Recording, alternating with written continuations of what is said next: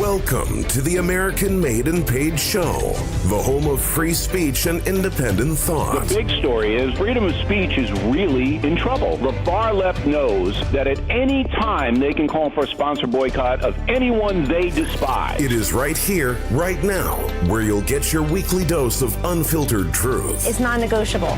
Pre-existing conditions will be protected. This president has said this as a candidate. Insight. Very few people I know could have handled it. We can never, ever let this happen to another president again. And information that challenges the American way of life.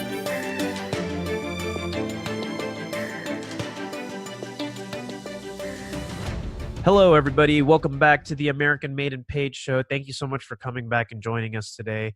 We've got a lot that we want to cover as usual, but like I said, it is a beautiful Monday morning here in Arizona. It's May 20th, 2019, and we got a lot that we want to talk about. You know, with the whole Roe v. Wade being threatened and abortion bills, we talked about that extensively last week. But this week, we want to talk a little bit about slavery. We want to talk a little bit about our country's history, because for a lot of Democrat presidential candidates like Kamala Harris, Cory Booker, and recently now Pete Buttigieg, one of the big things that Democrats are always pushing for are always going to be diversity and all that kind of stuff, even though their history is that is entrenched in slavery. But interestingly enough, presidential candidates like Pete Buttigieg actually recently spoke about a desire to actually erase Thomas Jefferson from history because of the fact that these guys were slaveholders and, you know, wanting to talk about even censoring our country's history. This kind of reminds me of that whole thing with Simone Sanders talking about removing Confederate statues from Charlottesville, right? And the whole point of those big riots that happened at that time a couple of years ago in August was because people were protesting the removal of Confederate statues. What I want to get at in today's show is people's history of slavery, especially people on the left, and how skewed their knowledge is with history. You know, now when it comes down to the founding fathers, because my opening statement for this is that the founding fathers always wanted slavery to be abolished. That's why you had the Northwest Ordinance. That's why you had some of these laws in the North that actually deemed slavery illegal. But because America was still tied under Britain's rule, the whole prospect of independence from Britain was also a movement towards good, which was liberating the slaves, which they all inherently knew was wrong. But they couldn't just do it right away because of economics. They couldn't just do it right away because of politics, right? So, I mean, that's the thing here, is that people are using slavery. Like Kamala Harris has talked about, it's like, oh, slavery, and, you know, white people are to blame for slavery, when in reality, our country's history is a little bit more convoluted than that. And the founding fathers had good intent, you know, because that's, I don't know. What are your thoughts on that? That's always the argument that's made towards our country's founders. Well, okay, first and foremost, the founding fathers literally had, and I really mean this literally, it's not a metaphor. Yeah. But they had nothing to do with slavery. They really didn't. It's not like they founded this country like, hey, we're going to make everybody slaves. Right. If that was their intent, they would have enslaved the Indians. They seriously, True. like Native Americans. Yeah. So they didn't do that. Slavery was, slavery was a product of what happened in Africa. You know, and the Middle East. Yeah, well, basically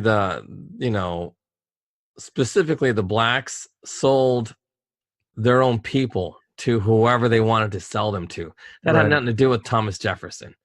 So because of that, that's where it ends for me.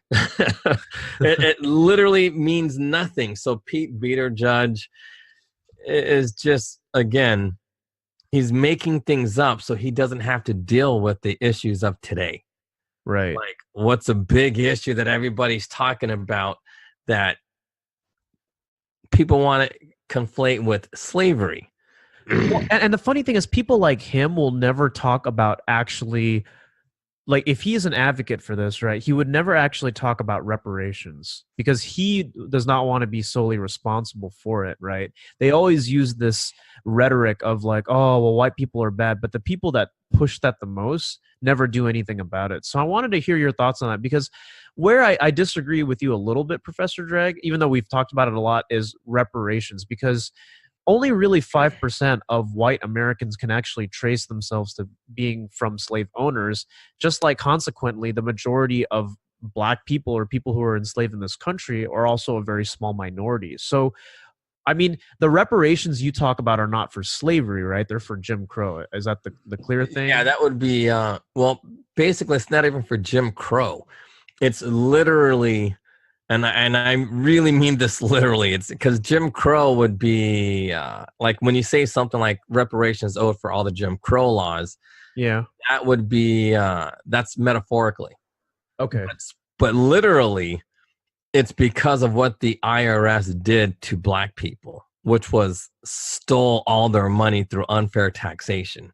Sure. They were not unfairly, they were taxed at rates of 91%.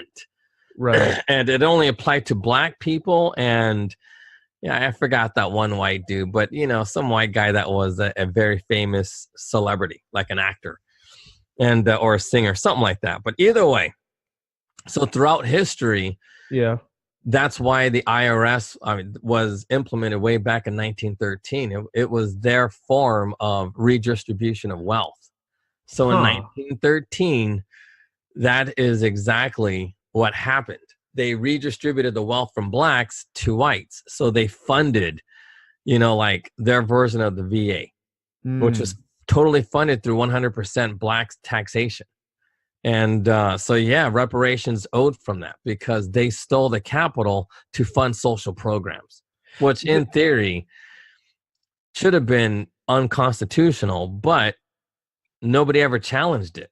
It was this was also because FDR controlled everyone at that point. Well, this was under Wilson.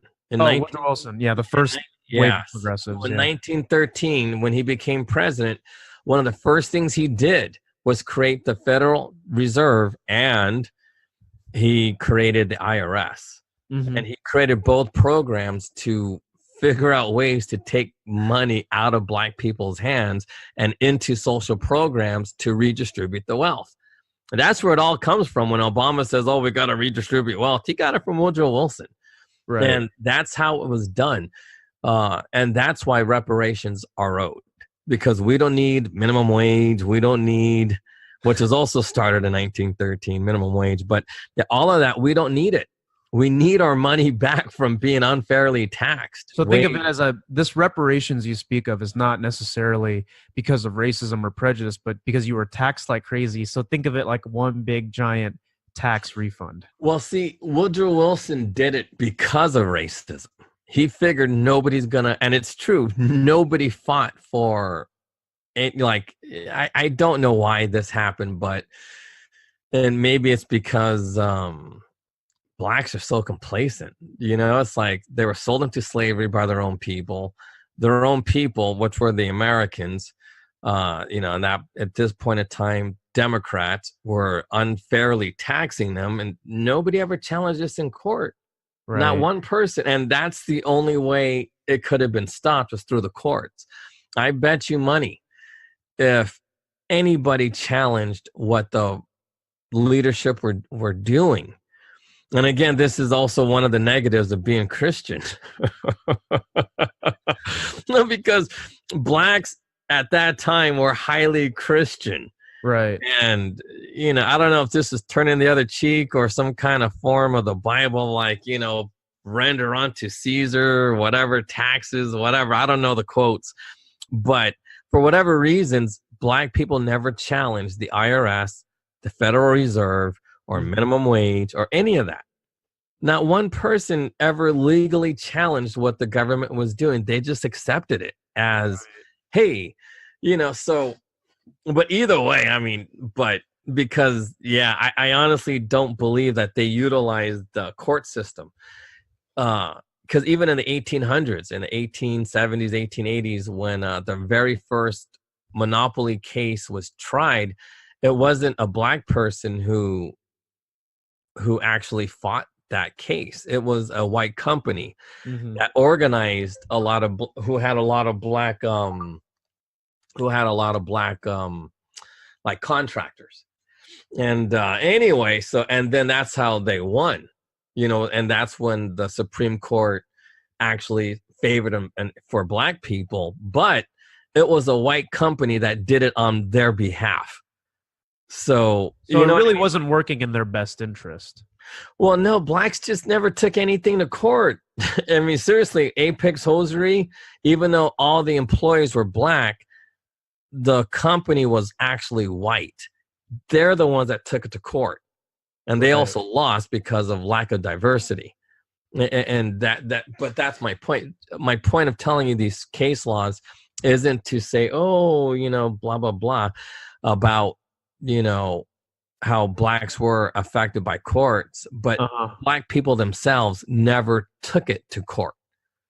And I don't know why that was, but at that time period, blacks never took anything to court.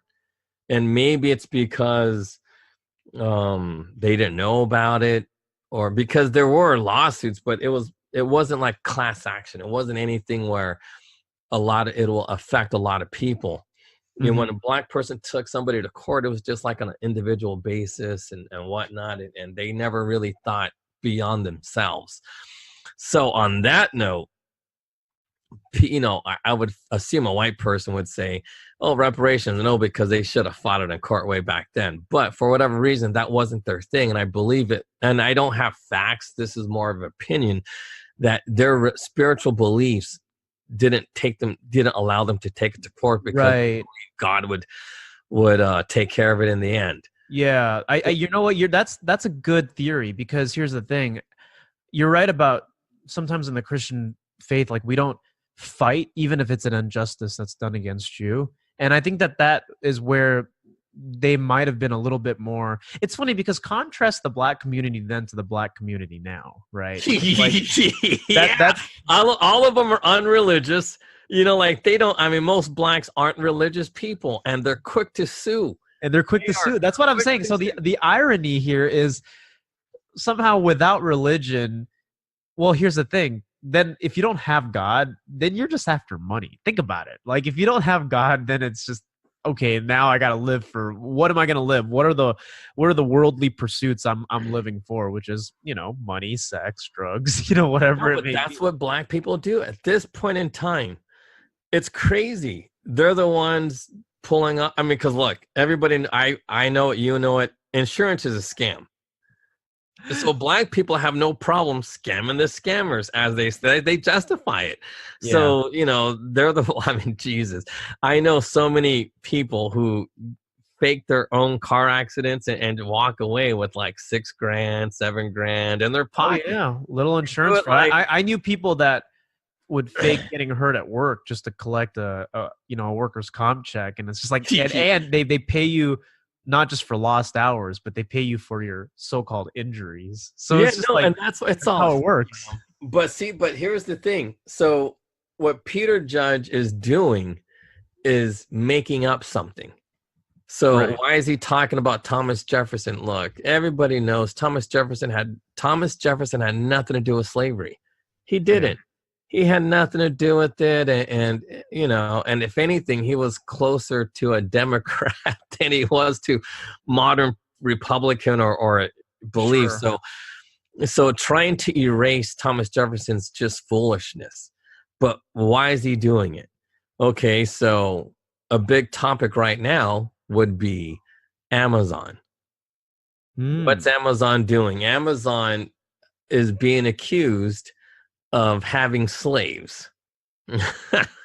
You're like, what? Man, the things that people will just point fingers to, No, but seriously, Peter Judge is pointing to Amazon to having slave wages, just like Walmart. Oh, Walmart's this, Walmart's that. So here's though they're advocates of a $15 minimum wage.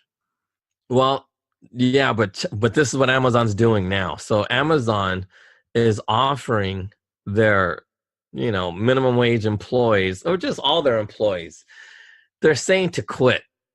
And if they quit Amazon, they'll give you $10,000 3 months salary and a Amazon car so you can drive their packages.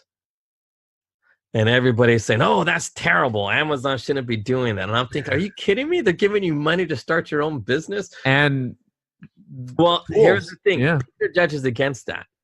Andrew Yang is against that. Why? Because what they believe is this, that when you make a person an independent contractor, they're just doing that to save money. You know what I mean? And then the worker is now going to be liable for everything.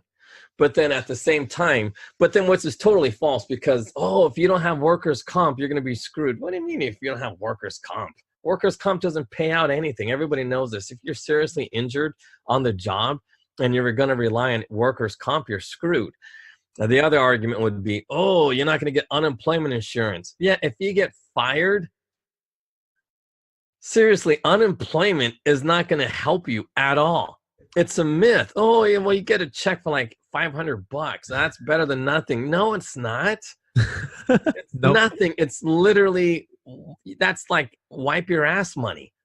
That's nothing. You're not going to do anything with that money. Just, just like that $1,500 UBI. Andrew Yang and Pete Buttigieg, right, are attacking corporations like this, because here's the consensus here. Even though Pete Buttigieg won't actually say this, Andrew Yang's big thing is because jobs are being lost to automation, even though there are job shortages. But he constantly plays that.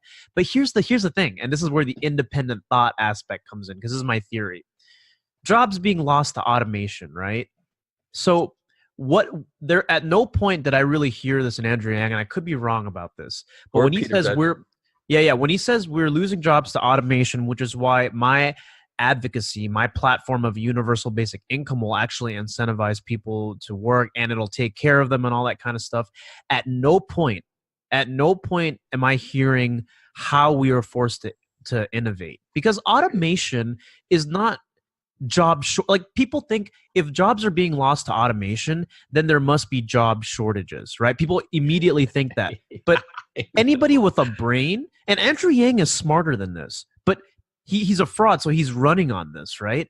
If you truly know how innovation works, job automation is one way of alleviating perhaps labor, but that would just mean that you would have to become more innovative, and the marketplace gets more sophisticated so you can create more jobs, right? And look at what like Elon Musk is doing, right? Look at what Tesla is doing. The problem here is that maybe and this ties in beautifully with your whole education reform, and you got to have everybody back in trades because there's shortages in manufacturing. So him running on the fact that job shortages are a thing, which is why we need a UBI, is completely false. And in fact, it's got nothing to do with jobs being lost to automation. Jobs being lost to automation is because of innovation. But at the same time, you can train people within their trades as opposed to just giving them $1,000 a month to do what with? Oh yeah, buy drugs and cocaine. That's all people are going to do with it. But here's the bigger thing that I want our listeners to understand. If you gave every American over 18 $1,000 a month, what does that do to people in the long run? It makes them lazy. It turns them into drones. They give up their rights. Everything goes back to that. They give up their rights. You know what's going to happen? They're all going to take that $1,000, go to their local city college and learn how to be mechanics and run. And they're going to somehow, some way learn how to fix automated self-driving cars. That's what they're going to do. Yeah. Well, that's the good. That would be the good that was thing. A joke. Come on. No. But that is actually, if that was the instruction for the stipend, like if your stipend was only for that, fine. But here's the thing. There is no instruction for that. No one's even. Look, I guarantee you, they're going to get around it. They're going to get around it by saying, just like how they get around insurance. Yeah, they were mandated to get insurance, but guess what? They figured out a way to scam it because they'll figure out a way. That's what broke people do. When you got a broke ass mental mentality, that's what you do because you're broke ass. That's literally your name. People are going to start businesses on how they can draw more UBI from the government. They're going to teach people how to do that. But okay, so let's go back to this whole how everybody believes that Amazon is literally trying to make willing slaves out of their employees. But the thing is like this. If they believe in UBI, then they should believe in what Amazon is offering, because it's 3 months of their salary. Let's say, I don't know how much minimum wage is, but I'm assuming it has to be over $2,000. Like, let's say 2,500. That's not a bad salary. Yeah. For minimum wage, I don't know if it's $15 an hour. I'm pretty sure that's, I don't know off the top of my head, but let's just say $2,000. Yeah. So you get $16,000. That's more than what Andrew Yang is proposing for his UBI. So if Amazon is giving you $16,000 to start your own delivery company service or whatever, yeah, why not take it? Because you don't have to deliver for Amazon. You can literally deliver for anybody. You can go to your local flower shop and go deliver for them. You don't need a car. You can go on a bicycle and deliver with that. Like, seriously, you can buy a pimp ass bike. You could deliver on a bicycle. And guess what? You don't need to buy auto insurance when you have a bicycle. So you could take that $16,000, forget about a severance check or nothing like that. For what? You don't need it. Yeah. You don't need insurance. You don't need any of that stuff. All you have to do is take that $16,000, be smart, and start your own delivery company and say F you to Amazon. You don't need to deliver packages for Amazon. You don't. You could deliver for anybody else, for restaurants, for anybody. And you could have free $16,000 and do that. Because think about it, everybody's in delivery. This is the whole point of innovation, what you're talking about. These people don't get it. You know, Peter Buttigieg is trying to say, "Oh, let's get rid of Thomas Jefferson." In one hand, that's what he's saying, but when nobody's looking, he's trying to undercut Amazon, trying to take away that $16,000 they're trying to give their employees to quit their jobs. Right. Literally, if you quit Amazon, they'll give you $16,000 to start your own delivery service. That's better than whatchamacallit. What's that company? Uber, because Uber is not like that. So you could set your own prices. You know, you can compete with UPS and FedEx. You really can. You could charge $1 less. And they have versions of that, right? With like DoorDash and all that kind of stuff. But that's mainly for like food deliveries. But here's the deal. Yeah. You're absolutely right. And what about flower companies? Yeah. 1-800-Flowers, you could deliver for them. You could do, like, there's a lot of companies that honestly do, like, you can work for eBay. You know, like you could make a deal with some eBay people and say, "Hey, look, I will deliver for you and I'll beat the price of whatever and whatever." And you can literally do that. But Amazon, they might have, even if their intentions were bad, like, "Oh, we just want to save money," which is what they want to do. They want to save money in the long run because they're going to have to fire everybody anyway. And if they do have self-delivering cars and use drones, you're going to lose your job. So take the $16,000 because unemployment, because here's the thing, unemployment is bad because they pay you, let's say $500 a month. What's better, to have $500 a month over a period of time or $16,000 up front to do something with yourself? $16,000 up front, always. And that is why reparations is beautiful, because that's the whole point of reparations. Reparations is money owed to you. Welfare is money owed to you. But they break it down over, it's like, you know what? We acknowledge we stole all this money from you. So instead of giving it back, what we'll do is we'll make monthly payments to you in the form of EBT and call ourselves good. Oh, we're good people. We're looking out for the poor black people. So let's give them food stamps because they're historically disadvantaged. And the truth is they weren't. Slavery, yeah, it was a tragedy, but they were never denied an education. They weren't. And I forgot who it was. I don't know if it was Ben Carson or Sowell, but somebody once said that that slavery was actually a good thing because they had a monopoly on education. And then somebody goes, how dare you say it was a good thing? And he backtracked it. You know, whoever said it backtracked it because they're like, no, like being forced against your will is always bad. And it's true, it is. But at the same time, there's always a positive in every situation. And that positive was that they were a monopoly in agriculture and mechanical. And, you know, that's the thing, I think, why a lot of pushes for keeping slaves on the plantation was solely for the reason of also making sure that they weren't aware of that. That's what the South wanted, because a lot of the agriculture with especially cotton, right? It's all solely dependent on black slaves, or actual slaves in general. Yeah. So it's not that people didn't want to abolish slavery for a moral reason, but at the time when your United States were just colonies and they were trying to create their own economy, and this is what Thomas Sowell says in his book, right? Your country would fall apart. Your states would secede immediately, and you wouldn't even have the strength to be able to overcome the obstacle, which is Great Britain. Seriously, that Thomas Jefferson wrote about this. It's like, it's not the right time right now, because if I try to abolish slavery, which is what they wanted, dude, all your southern states would just leave. You know what I mean? You have no. That's true. So, that's how they got California. Exactly. And people need to understand that this whole aspect of like, it's not as simple as cut and dry. Because here's the thing: would you have rather lost that for just the proponent of a moral cause in the moment, and then lost the war all entirely? See, but the question. Rule? Well, see, here's the question everybody needs to ask: why?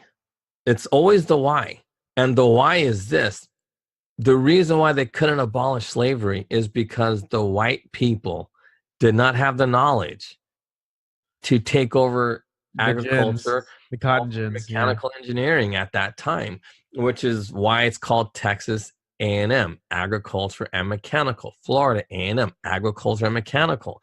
Those were the universities founded based on the fact that slavery ended. If it wasn't for the end of slavery, there would be no A&M schools. And it's just a reality. That's a fact. And the fact was, white people knew nothing about it. It was the black people. And Jefferson knew that. Everybody knew that. But the problem was, you know, could they trust a black person? You know, but it's the truth. It's like, are they going to revolt? Or are they going to, you know, kill us? What's going to happen if we end slavery? What are they going to do? Go back to Africa? We don't know. So, you know, it's rehashing slavery is just real stupidity, because it ended. We had our heyday. We made our money. We showed what we can do.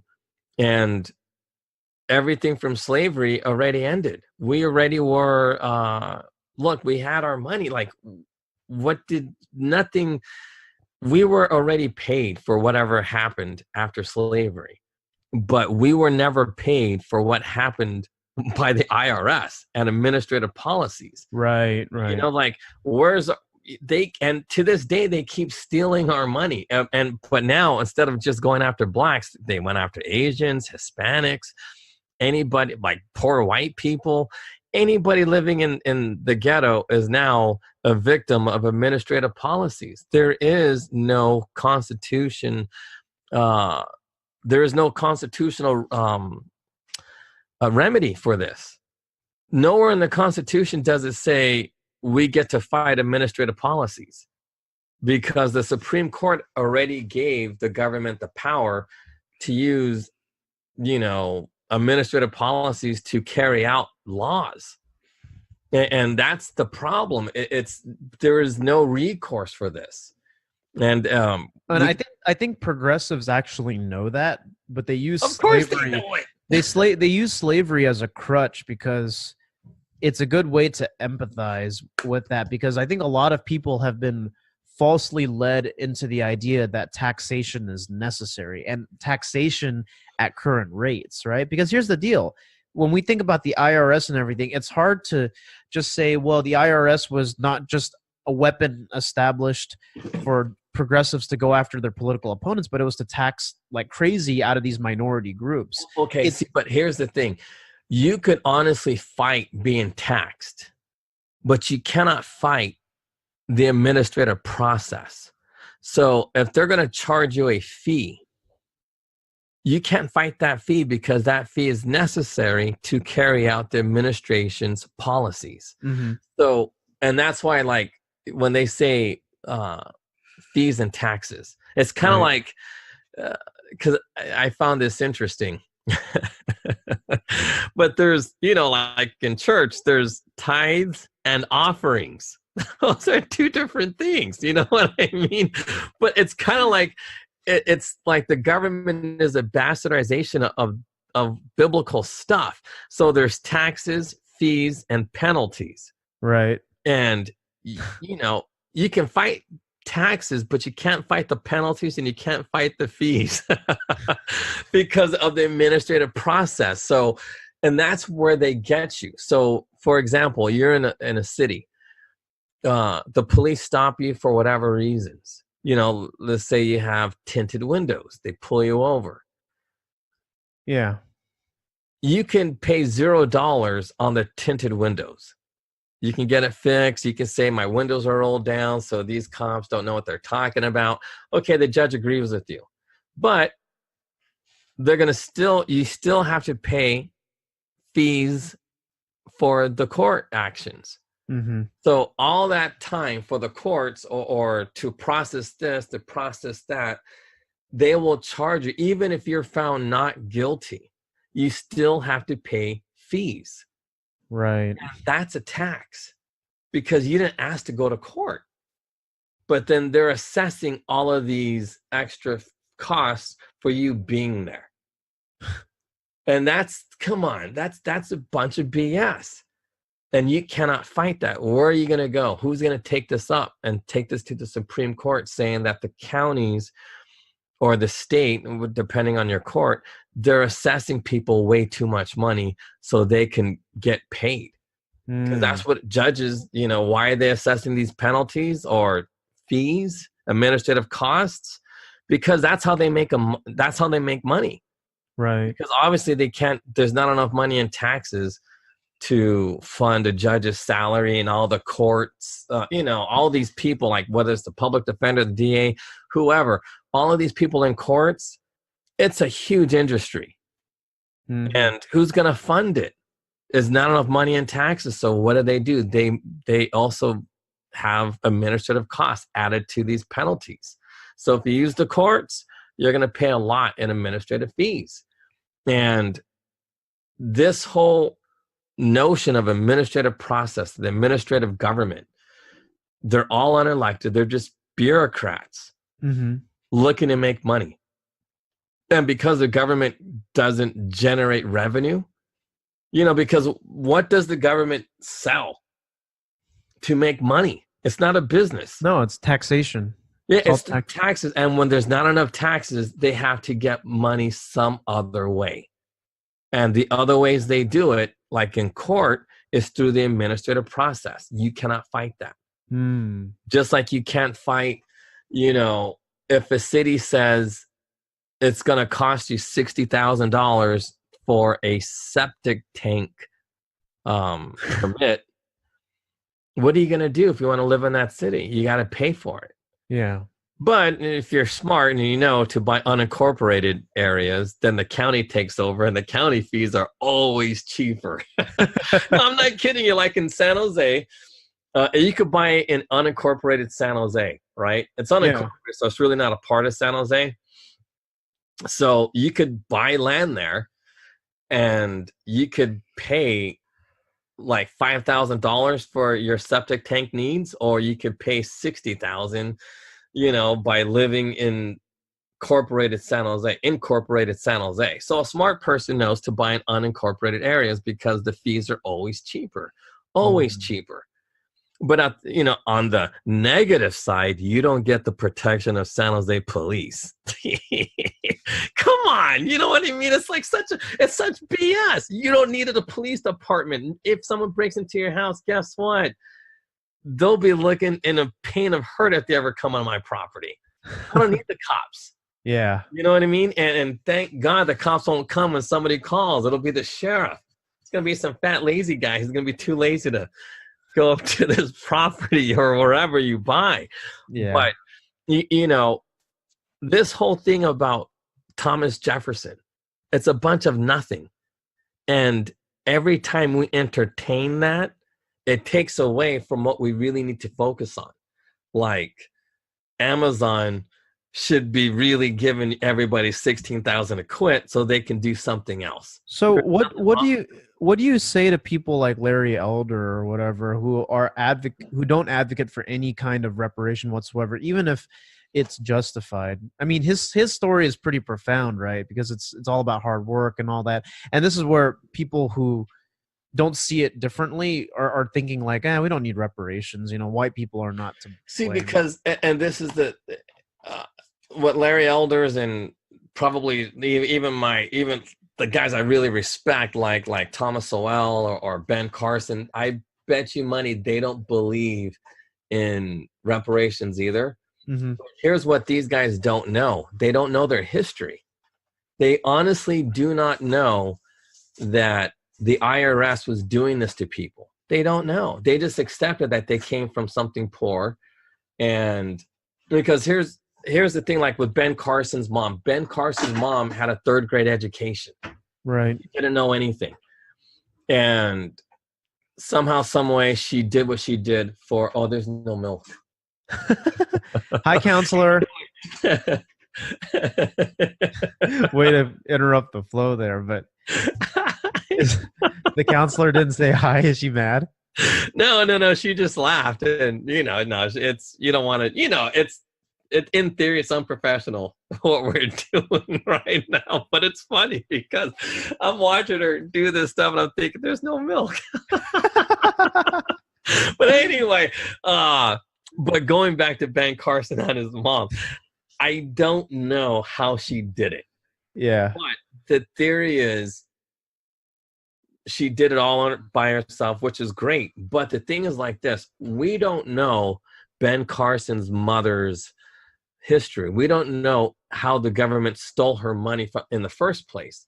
How was she denied anything? Right. You know what I mean? Or maybe, maybe she knew how to read. Just again, like education. I mean, you hate to say things like this because we want to believe that we're so much better than our past. But in education, I mean, if you look back in something 100 years ago and the requirements that these kids had to know in the 3rd grade, 4th grade, 5th grade was phenomenal.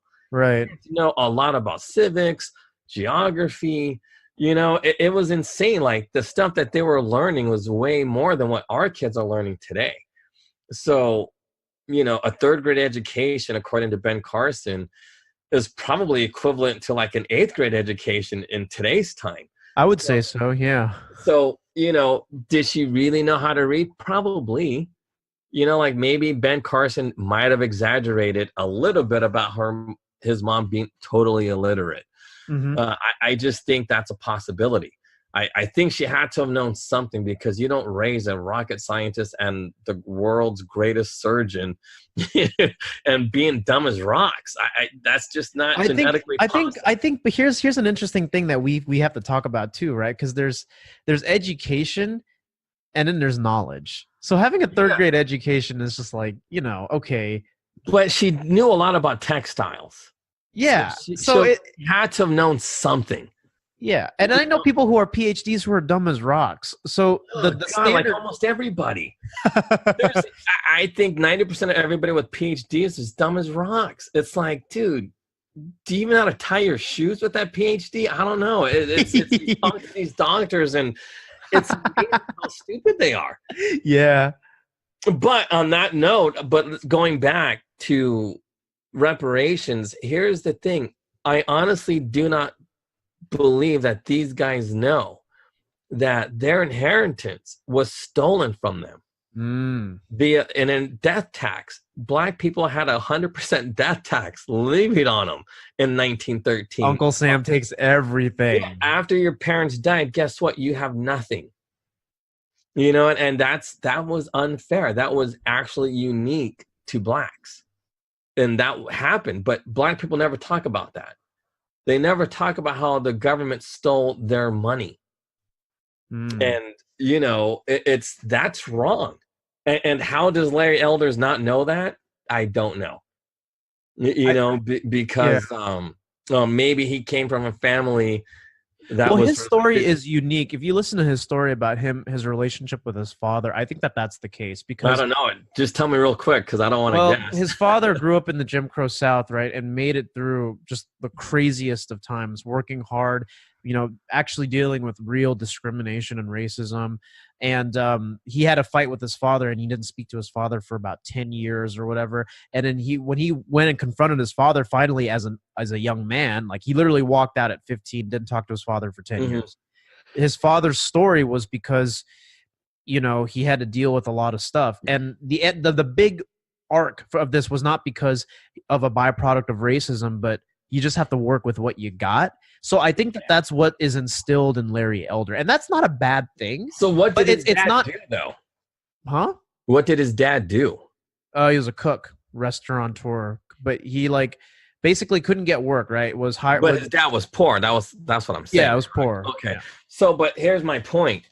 See, Larry Elders. Because his past doesn't matter. Larry Elders, just like Ben Carson, Thomas Sowell.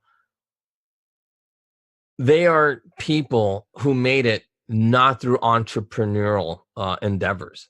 They didn't. They were educated people, self-educated. I see where you're going with this. And that's the thing. It's people, not all people can go to school. People make money through businesses, through capital. And if you have no capital, you'll never be a threat. People who are in the field of education will never ever make money and be a threat to the people in power. Only through capitalism, through capitalistic businesses, will you ever thrive, and then you can be a threat. You know, there hasn't been a black threat in this country to the political structure, to the powers that be, everybody coming out of Harvard, Princeton, Yale, whatever, all the progressives in power today. The only real threat who was black was Sarah Breedlove and her people, you know, like the people who funded her, the people who were like her. That was the last time there was a real threat to the economic powers of the progressive elites, was Sarah Breedlove, the people of that ilk, because they did it through entrepreneurship.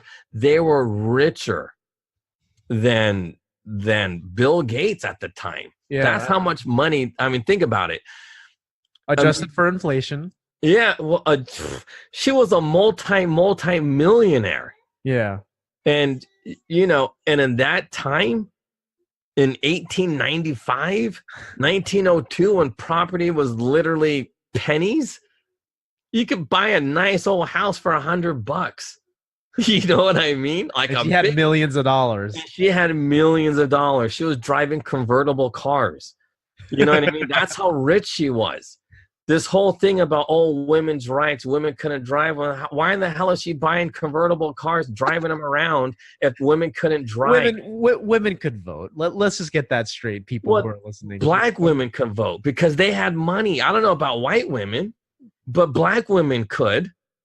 Because, you know, all these white women were complaining. It's like, well, you guys aren't working, and because you guys don't have what it skills. takes. They don't have skills either. Yeah, they didn't know anything about textiles. They didn't know how to work. Like, seriously, that was a big reason why we took California.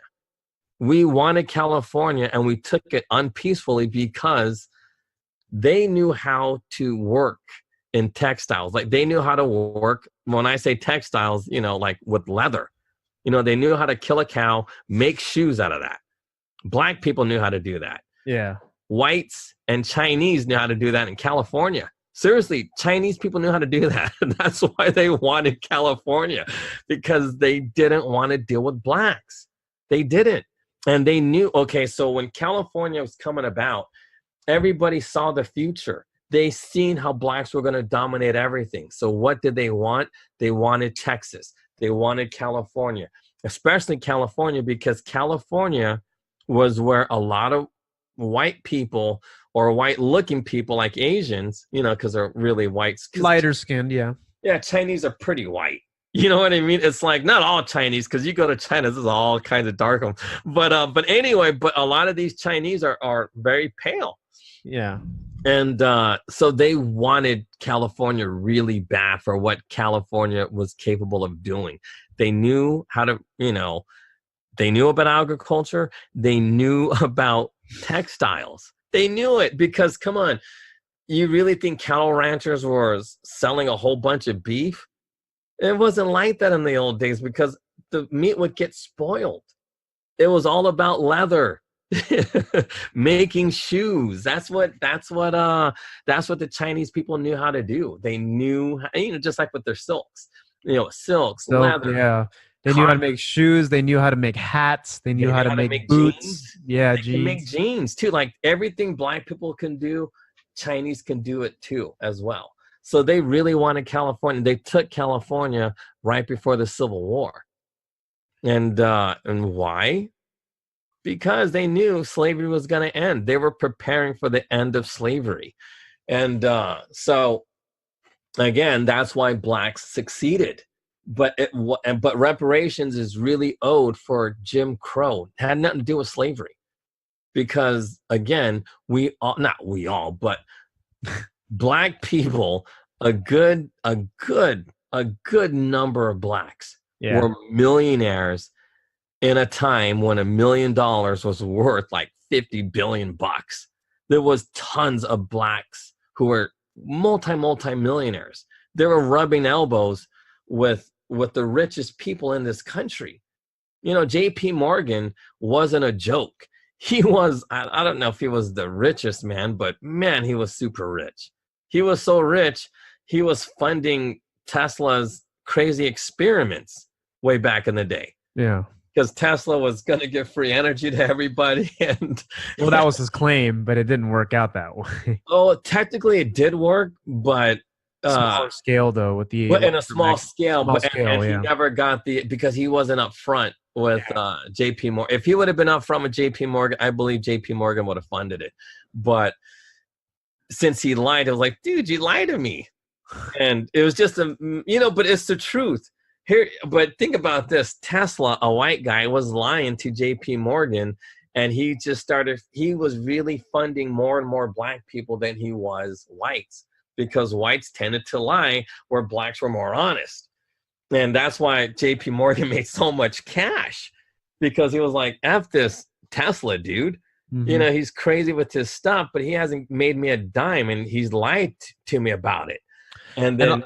And a lot of the steel workers too, as opposed to banks, but a lot of the steel workers who also, or people who own steel and were building railroads, guess who they went for laborers? They went to the Chinese. Yeah. But that's the thing. It's like, and at that time, steel hasn't taken off as much as making leather shoes is taken off. Right. They were really, dude, they wanted the Chinese bad. They really did, because they learned how to work. From leather to textiles, to steel. Yeah, building the railroads. Yeah, how to actually really quick. Yeah, because they knew how to work with iron, steel, all kinds of stuff, and they were quick to learn. But then blacks were like, "Dude, if you guys ain't gonna pay me, because we're done being slaves." But it's the truth. They went from blacks to Chinese real quick, and but that's why it's so weird, because California actually had a law that said Chinese couldn't work. Yeah, at one point. But you could enslave them, but you couldn't pay them as employees. That was California law. But see, here's the thing about the laws, though, and I also know this from anecdotal perspective. Dude, everybody just kind of did it anyways. Like, you were not allowed to do that, but like, this is even my family, like Chinese people lending money to black people all the time, and vice versa. Like, that happened. That happened in a lot of those segregated neighborhoods of even San Francisco and LA. Like, we're talking 100 years ago, where Chinatowns were a real thing, right? Like, okay, you can't work and you can only operate in this little district, but dude, people were doing deals like with each other all the time. That's how you got around the minimum wage laws. Yeah, at that time, because minimum wage started in 1913, but that's how it works. Everybody was pretty much a contractor. So it wasn't really like a loan. They would front you money so you can do your little thing and then you pay them back.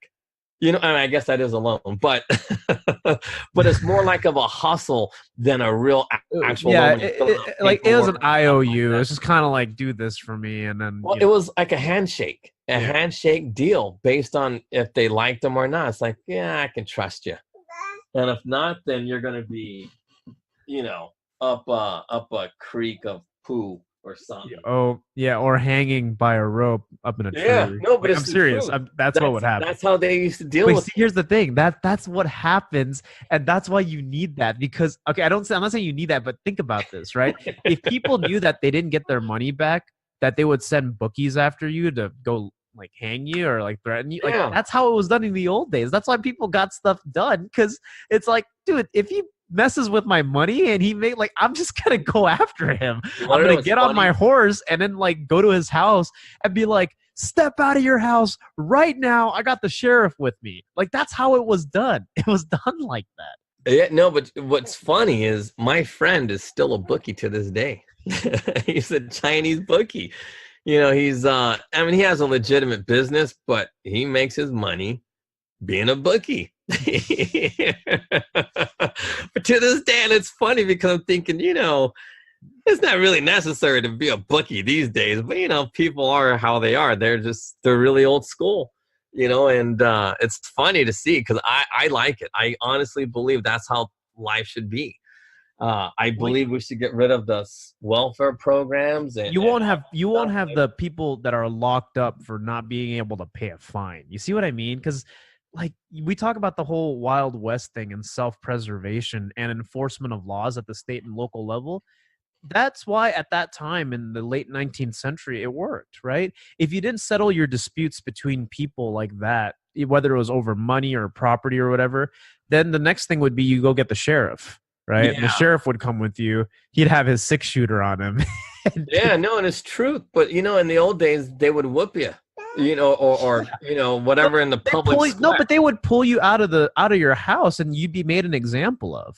Yeah, and then you wouldn't do that again. Like, that's just how it works. It's just old fashioned, but you know, then your town was kind of in harmony. Everybody knew each other. You trusted each other. It's just kind of like, dude, if you come to our town and you start acting up, it's like we're gonna make an example of you. That's just how it works. But you know, I don't know what's funny is that actually really did work. Yeah. Like, you know, I would rather see somebody get whooped, you know, like with the real lashing, whatever they used to do, like those bull whips, and then have them go to jail. It makes no sense. Look, a bull whip only costs, like, you can get a good one, like a real effective one that'll last like 20 years, like maybe $50. You invest in $50, pay the sheriff to start, you know, whipping people who don't owe them, you know what I mean? And then they have to make some kind of payments to the guy they owe money to, or the guy who they wronged or whatever. You know, something anything would be better than what we have today when it's a real industry. Prison is an industry. The courts is an industry. This administrative process is an industry. And they all make money off of you to fund. But parking tickets, think about it. Dude, I just paid one. Yeah. Paid for parking. It makes no sense. Where does this money go to? It doesn't go on improving the land. Doesn't, like, the roads in California are a joke in the cities.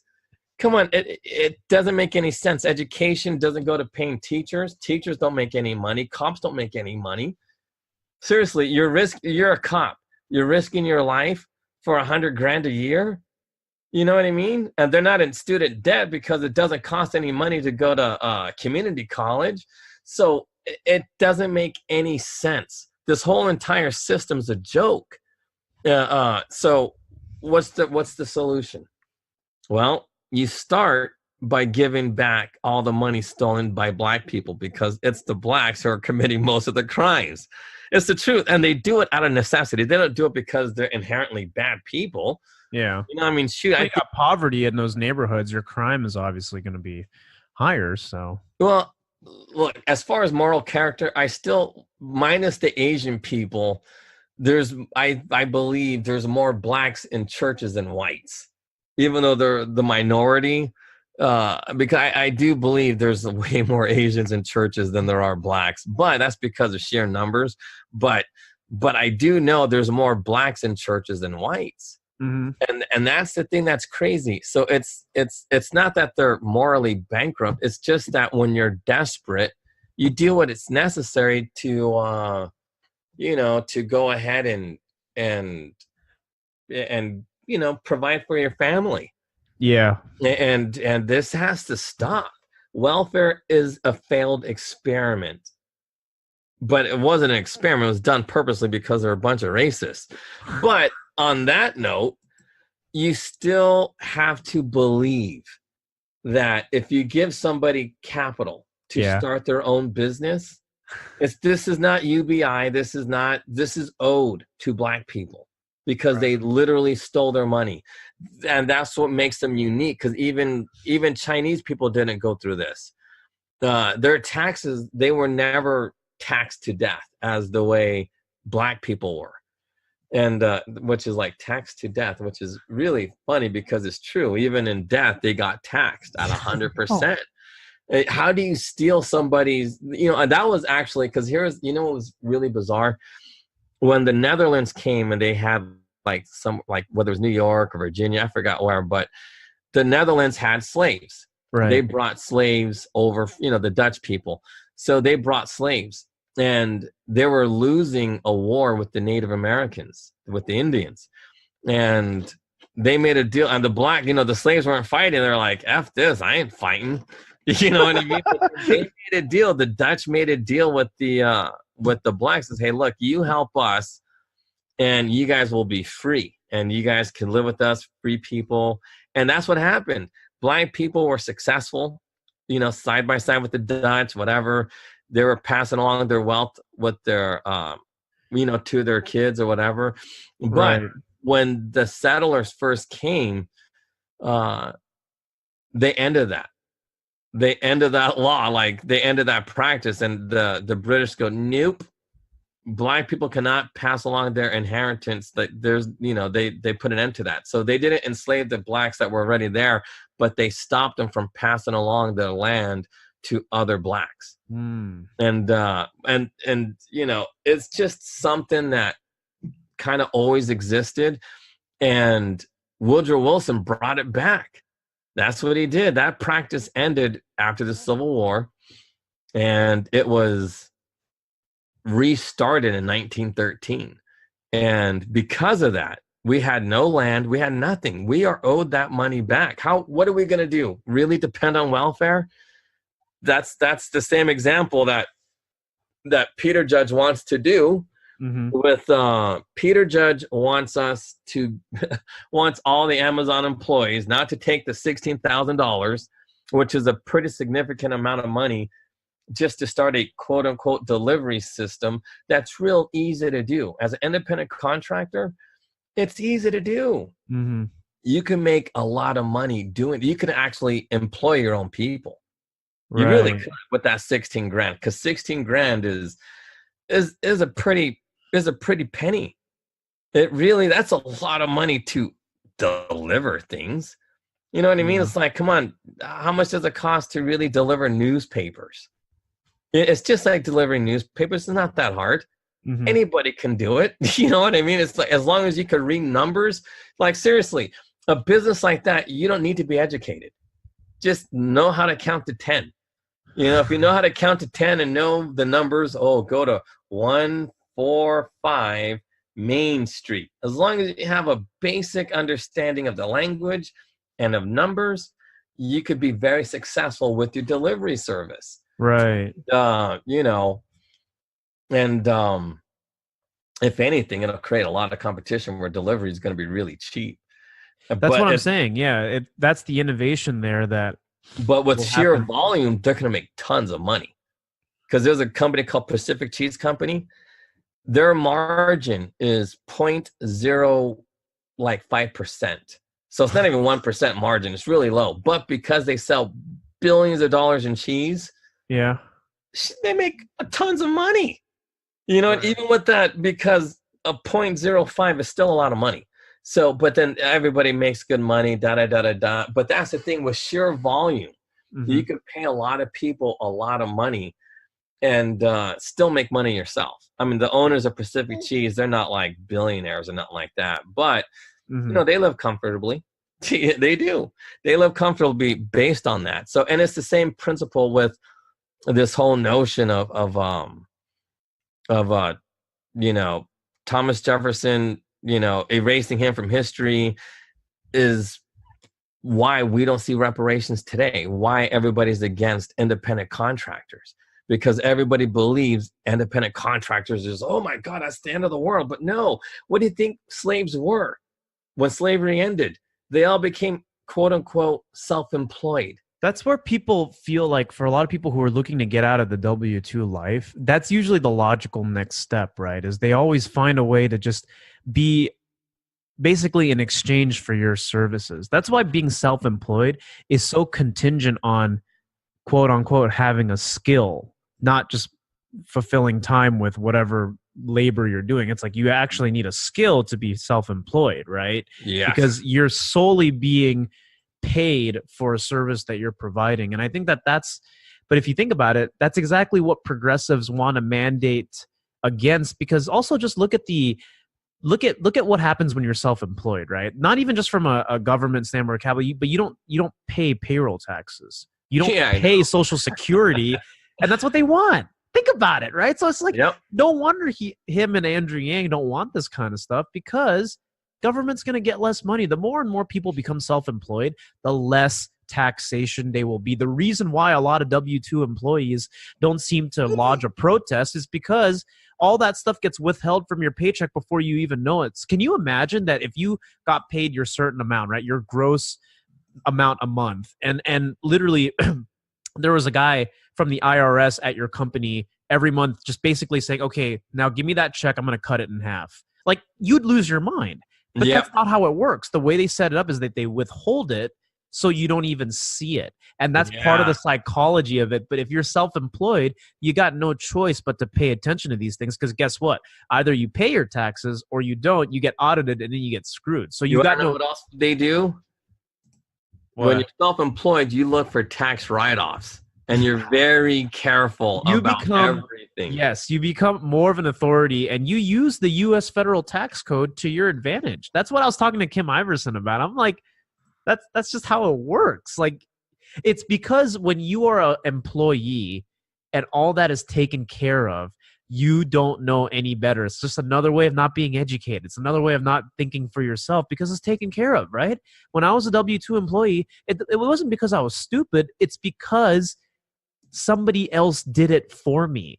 The employer does it for you. So when you pay all these taxes, you don't even question it, because you just get your net pay at the end of the year or at the end of every 2 weeks or whatever. And you're like, oh, all right, whatever. But you know what saying applies to that? Out of sight, out of mind. Exactly. it's insane, but that's the truth. You hit it on the head. That's how they get you. That's why when I just became self-employed the last 5 months, it's just like, oh man, like all this stuff you got to be aware of. And it's like, I don't pay into Social Security now. You don't. When you're self-employed, you don't pay into Social Security. No, and guess what? You're not going to need it. When you're 62, you're not going to need it. And even if you did need it, I bet you money, you will have enough skills. You will have money. Yeah. Let's say you're flat broke at 62.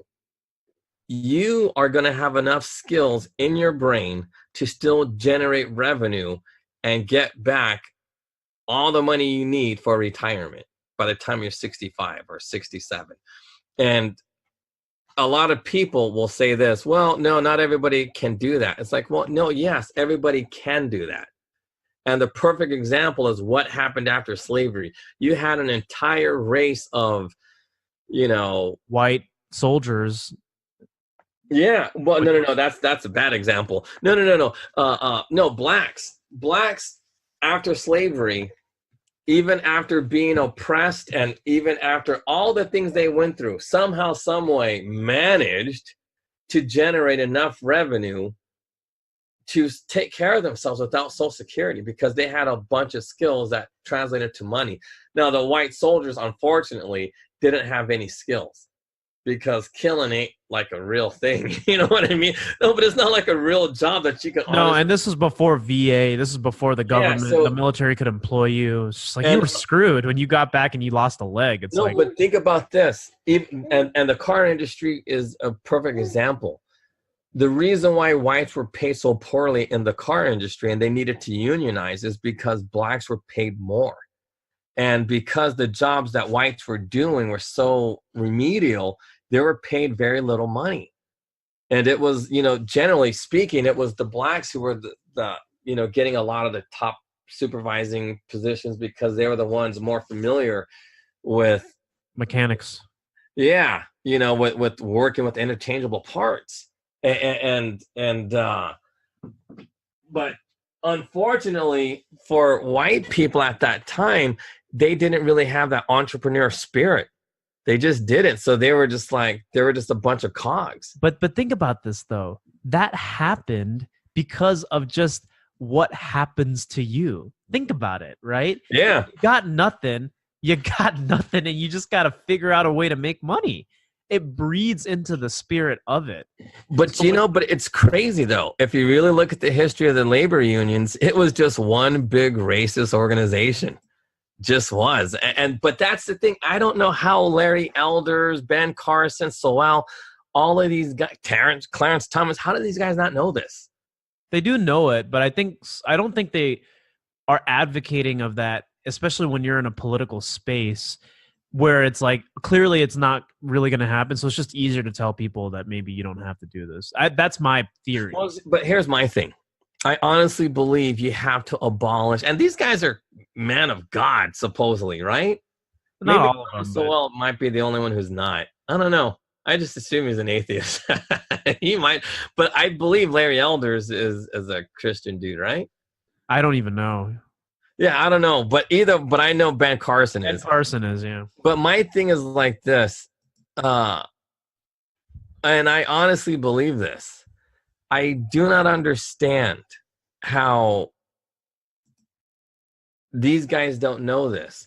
If they're really Christian or believers of God, why would they believe that the government should take care of the social well-being of the people?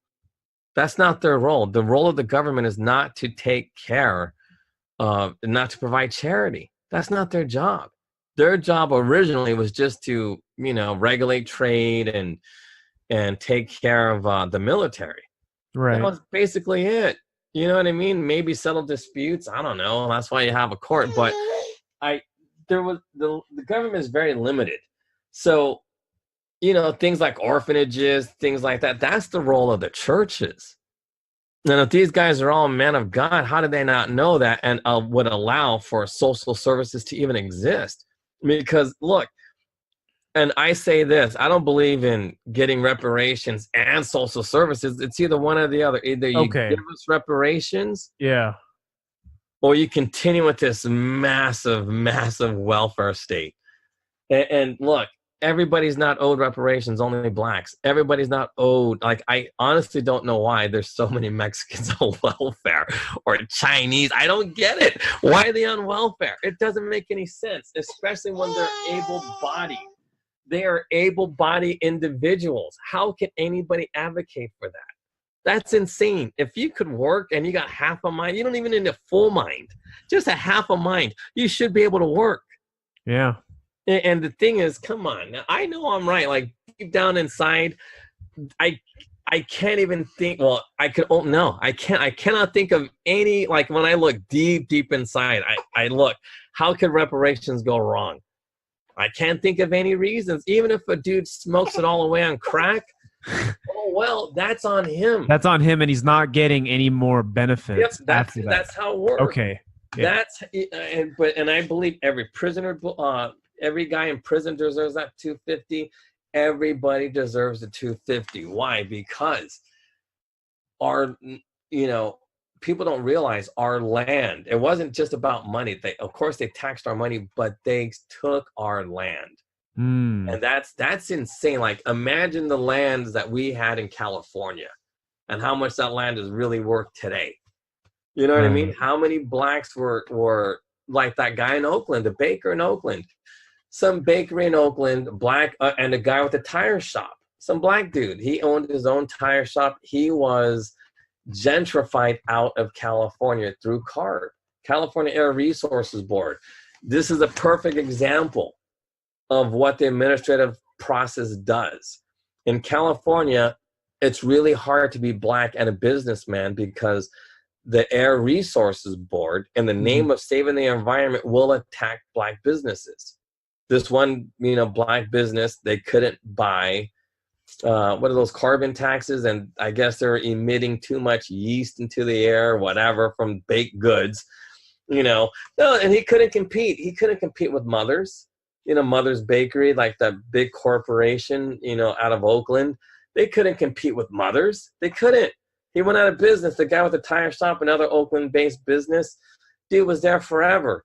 But he couldn't pay the fees mandated by California. Those fees are extremely high.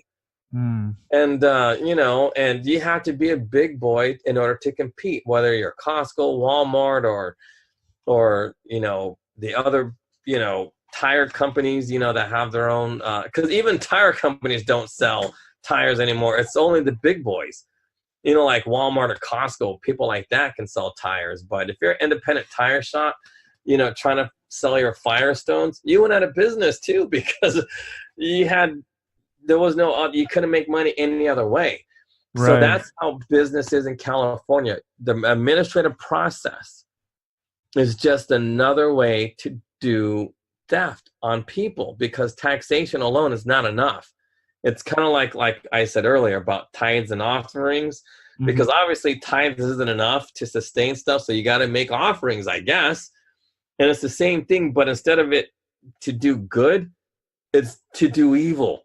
That's how I see the government as one big giant evil entity. Yeah. So that's why they do that. So the California Air Resources Board, their entire means for existing, or their entire reason for existing, is to destroy businesses, is to tax business people unfairly in California. And if you're penalized, you're not being heard. This is not even heard in front of an administrative law judge. This is just heard in front of them, the people appointed. They're not elected. They're appointed by the governor or whoever to settle. And usually these are just old politicians like Don Peralta. Oh, dude, this dude's so evil and so corrupt. All the fines, he funnels all the fines into his own pocket. Of course he does. Community college. He has his own college, Peralta Community College, funded by whatever the fines, that he's able to impose on people. It's a joke. Everything is a big laughing joke that these. I'm willing to bet, right, that if I just dress the part like a government official and I just went door to door and was just like, hey, your car, there's a new mandate here. I show them a bunch of paperwork they don't understand. Something about like, oh, your car can't be out in the driveway or something. I'm willing to bet I could fine a bunch of people like $100 and they wouldn't even know. And then you just knock on like 200 doors a day, probably make like $2,000 in just one day. 20 people conversion rate. I'm serious. But I'm not kidding you. You'd be able to do it. They would not fight back. They would not fight because people don't know their rights. All you got to do is get yourself a fake little badge. Like just get a. I wouldn't actually do it, but what I'm saying is, no, but I'll tell you how to do it. You just get a fake California State of ID badge and make it look, somewhat official. Say that you work, dude. Just make a fake California Air Resources Board. Say, hey, look, I'm from the California Air Resources Board, and I'm gonna have to give you this penalty, and it's gonna be like $250. But if you could pay $100 now, I'll just look the other way. And I guarantee you, 99% of the people will do it. One person might go, well, let me just look it up. And they'll still be willing to pay the fine. But, they want to make sure that they're not being bamboozled by you, which is so stupid. You know what I mean? 100% will pay these fines. But 99% will pay the $100 and 1% will verify to make sure that they have to pay the fine. See, nobody wants to fight these fines. Nobody ever takes it to court. Nobody has ever challenged the authority of the California Air Resources Board, or maybe they have, but I'm just unaware of it. Yeah. If you know anything about California, how to do business in California, the biggest problem you're going to deal with is the administrative process. And, you know, like we talked about nightclubs before, you know, it's called ABC, the California Alcohol Beverage Control Agency. Yeah. These guys can levy fines on you just like the way the California Air Resources Boards can. Yeah. It's all arbitrary. It's hard to fight. And well, at least through ABC, it's easier to fight. You can actually sit in front of a judge because a lot of it's criminal. So, right. You know, you're lucky. And, well, I mean, I guess you're not lucky, but, you know, if you ever had to sit in front of a judge, you're not lucky. But you get what I'm saying. At least there's a means to fight this injustice, but you can't fight. So a lot of California's administrative processes in order to do business in California, you cannot fight it. It's just a part of doing business in California. Well, and that's unfortunate. Yeah. And that is real slavery, not what Amazon is doing, not what Thomas Jefferson did. You know what I mean? That's all BS. You know what I mean? And Peter Judge knows this. He's educated enough to know that is not slavery. It's not even remotely that's not going to, okay, here's my question to you, just as an opinion, because this will probably help clarify my thoughts. What is the purpose of bringing up Thomas Jefferson as a slave owner? What's the purpose of that? To detract from who is solely to blame for any kind of modern day problems that are facing certain communities. It's to deviate away from who's actually responsible. That's all it is. It's a smokescreen. Doesn't mean anything. See, and that's my point. Why do they do it? Like, what is the purpose of doing it? They create a smokescreen, but for what purpose? So they can advance their agenda, so they can... And enslave you instead. That's the whole point. They're enslaving. See, everybody in California is already a slave. Yeah. If you're not sovereign, if you're not a sovereign-minded person, you are a slave to the state. And Peter Judge wants to enslave the entire country. That's the why. The how is what you just said. You know, create a smokescreen, da-da-da-da-da. But the why is to enslave the state. You accuse all these people of slavery. Oh, they're such a bad person. Slavery. Well, white people are effectively, at least some of these white people are effectively already in that brainwashed stage where they feel like they are responsible for a lot of the problems in this country. And what I'm saying is, regardless of whether that's true or not, it's just the fact that a lot of white people are already thinking like that. Yeah. So clearly the progressive agenda is leaking into the American white liberal class in a way where, dude, you got all these ridiculous, like you go to a Black Lives Matter type thing, right? It's like all these white liberals, all these brainwashed, and all these anti-fascists, all white people. It's like, you guys are brainwashed. And guess where they all are? They're in Oregon, Washington State, California, New York. It's like, you're not going to find that here because it's just, people know better. I mean, as of right now, progressive strongholds, right, haven't really taken their spots. They haven't really had their grips in places like Arizona, Alabama, Ohio. Oh, that's good. Slowly but surely. Yeah, no, it's true. So anyways, do you have any final thoughts? Because I know you got a big meeting in front of you. Oh, I know. I gotta go now, actually. But because it, like, just thinking about this really disappoints me about Black conservatives, or just conservatives in general.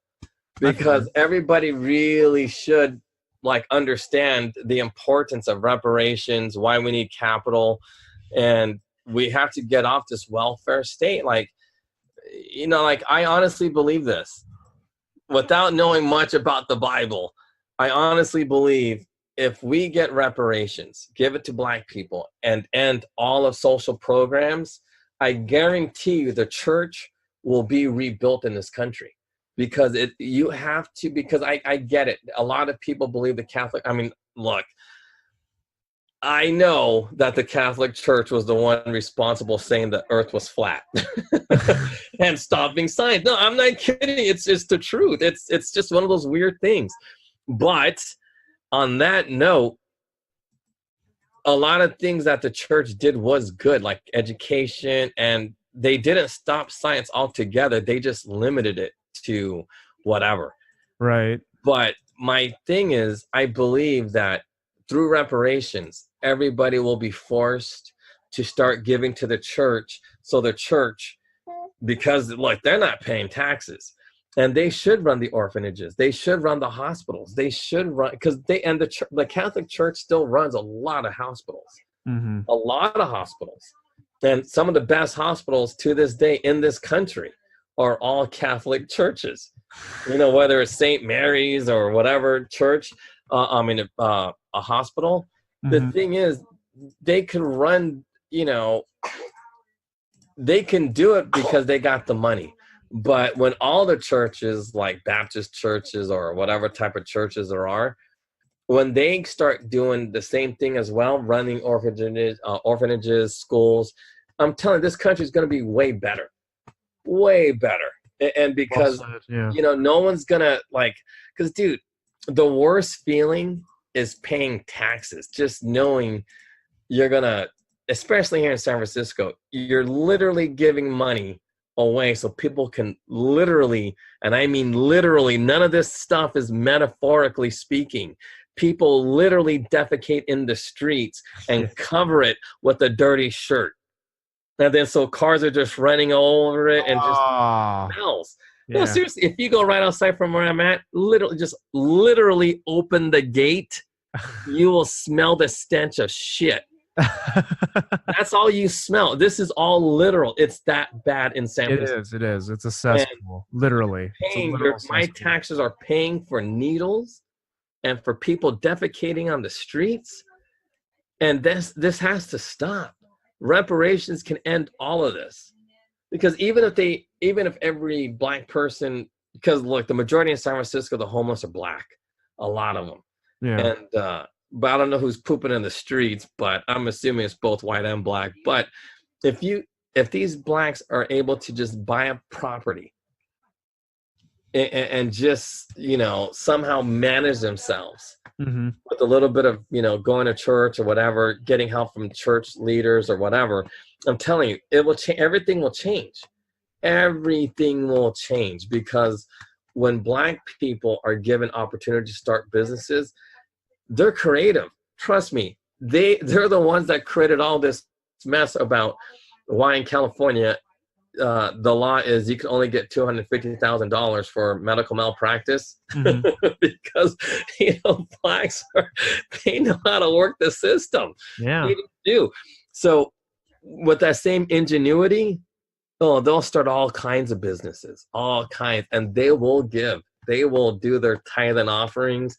And because they know, everybody knows, they see somebody on crack or a crack baby, they'll give money to that church to help that kid. Because, you know, people still give money to churches. That's how mega churches are mega, because people really do give. You know what I mean? So, and I believe if once people start to become like the way churches are meant to be, like how it used to be in the old days, I think everything's going to be fine. You know. Said. Yeah.